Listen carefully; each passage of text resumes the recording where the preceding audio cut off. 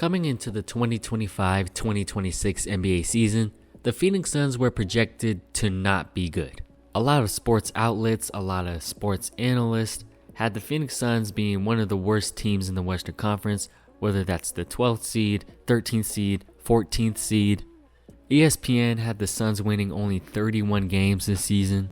Bleacher Report had an early season standing prediction where the Suns would go 26-56 during the season.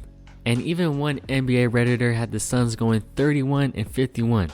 Along with that, he says they already sucked, but since they've upgraded Bradley Beal, Kevin Durant, and Yusuf Nurkic to Dillon Brooks, Jalen Green, and Mark Williams.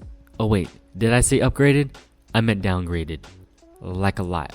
But can you blame these people for thinking the Suns weren't going to be good this season? They were just coming off a season where they went 36-46 and not only missed the playoffs, but missed the play-in entirely.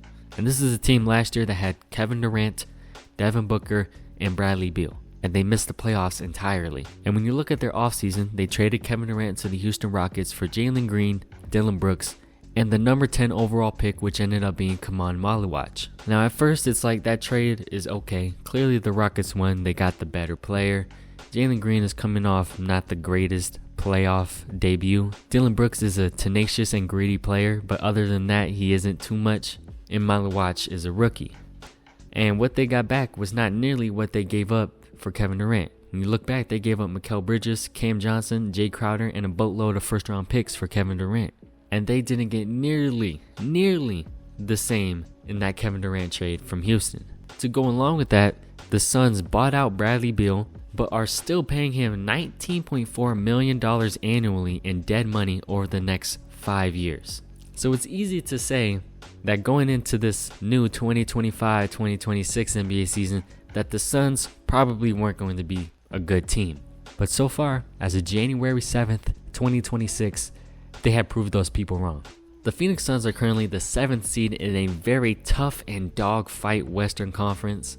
Now the 7th seed isn't anything crazy, it's not like they're a top 3 seed in the Western Conference, but based off how last season ended and what occurred during the offseason and all of those early season predictions, the 7th seed for the Suns is very good. They're sitting at 21-15, only a game and a half behind the 6th seeded Minnesota Timberwolves. And the Suns have had some great wins against the Spurs, against the Lakers. They are the 1 out of 4 teams that have beat the Thunder this season, and that was off a Devin Booker game winner. They did lose their last game to the Houston Rockets to a Kevin Durant game winner. But I think most importantly for the Suns this season is that they are beating the bad teams. And if you're a team that can't beat bad teams, you're a bad team. That's what separates good teams from bad teams. Good teams, you beat up on the bad teams. And you try your best to maybe get a few wins against some good teams, which is what the Suns have also done this season. But not only that, the Phoenix Suns have also been a top 10 clutch team in the NBA this year. They always have fight and they don't give up until the last buzzer sounds. That is something we haven't seen with the Suns in the past 2 seasons. And I think we can attribute that to 2 people, Jordan Ott and Dillon Brooks. But I first want to start with Dillon Brooks because when the Phoenix Suns first made that Kevin Durant trade, I think we would all think that Jalen Green, I guess, is the centerpiece of that trade for the Suns. But so far this season, Jalen Green has only played 5 quarters for the Suns. In that first game, Jalen Green was great. He had 29 points and he looked good, but then he unfortunately got injured in the first quarter of his next game. But Dillon Brooks, who has been there for most of the season, he's missed a few games here and there, he has been incredible, and he has taken this offensive leap that I don't think any of us knew he had. Dillon Brooks is averaging 21.2 points per game, 3.1 rebounds, and 1.7 assists while shooting 46% from the field. And Dillon Brooks is shooting these step back threes, these turnaround fadeaway mid-range shots that we haven't seen from him in recent years, and he has truly reached another level in his game. To the point where, while Jalen Green is out, he has been the second option behind Devin Booker, and he has become a very reliable second option behind D-Book. He hit this sidestep 3 against Shai Gilgeous-Alexander in the game against the Thunder that was just atrocious. And not atrocious in the way it was bad because he made the shot and it was a very clutch shot, but it was atrocious because it was crazy. That was Dillon Brooks who did that.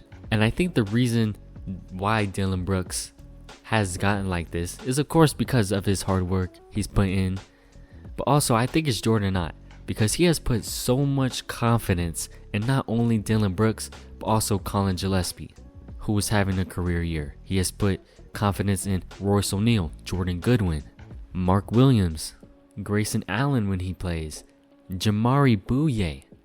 Do you guys know who Jamari Bouye is? He's on a two-way contract with the Suns, getting decent minutes off the bench for the Suns, and is averaging 7.2 points per game, shooting 56%. I swear he does not miss. And Jordan Ott has instilled so much confidence in every single player on that team.